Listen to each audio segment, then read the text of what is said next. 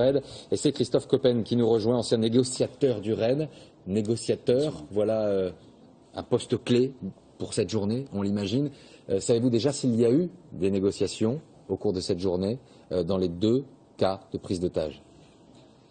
Pour l'instant, les informations ne sont pas arrivées et confirmées là-dessus, mais une chose est sûre, c'est que c'est la première intention opérationnelle. Dès lors que l'on a réussi à circonscrire la crise et à bloquer la situation, eh bien à ce moment-là, on va chercher à prendre contact. Pourquoi? Pour gagner du temps, pour avoir plus d'éléments justement pour la situation à l'intérieur de la prise d'otage?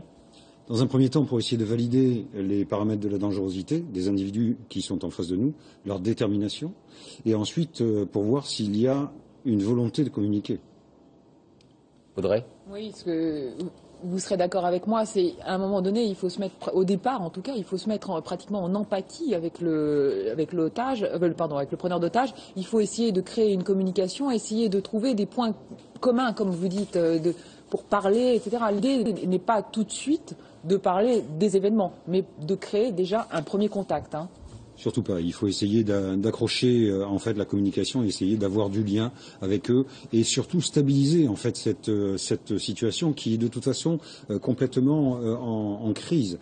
Donc les émotions sont très fortes, les individus sont sous adrénaline, donc ils sont avec des risques de dérapage qui sont très importants. Donc le premier objectif, c'est d'abord de stabiliser. Est-ce que vous faites une différence entre de la délinquance entre guillemets classique et des djihadistes politisés, peut-être prêts à tout? Les techniques sont à peu près les mêmes, mais ce qui va faire la différence, bien sûr, c'est que tout dérapage, en fait, qui peut se produire dans une situation avec des terroristes, peut être lié à de la manipulation plus importante qu'avec des criminels classiques. Un criminel classique qui se retrouve en situation de retranchement, eh bien, ma foi, il va se retrouver avec une pression telle autour de lui qu'il y a des chances, en fait, qu'il y ait des leviers psychologiques qui puissent être activés. Il était important que tout cela, je le disais tout à l'heure, se déroule de manière simultanée, que les deux opérations soient lancées au même moment. Pourquoi? Par peur de communication entre les terroristes? Pourquoi pas?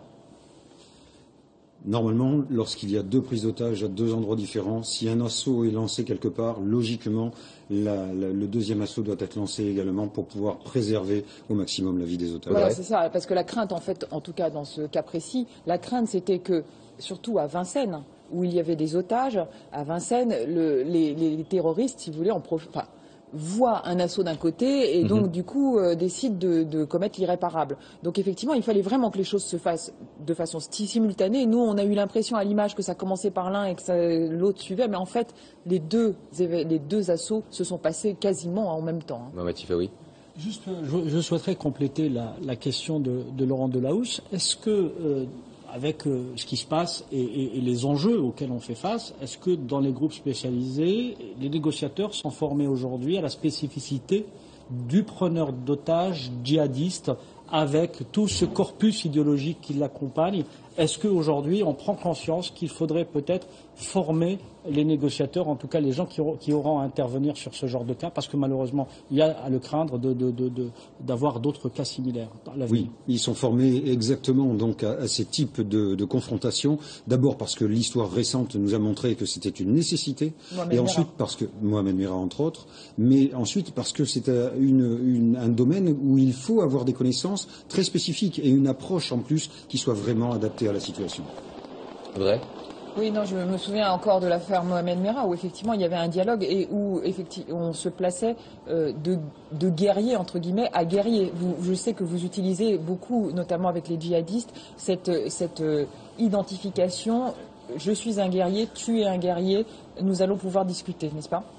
Il peut y avoir en effet une satisfaction de l'ego, comme on dit, par rapport justement à cette relation d'homme à homme. Et donc, se parler entre combattants, c'est quelque chose qui a du sens pour eux.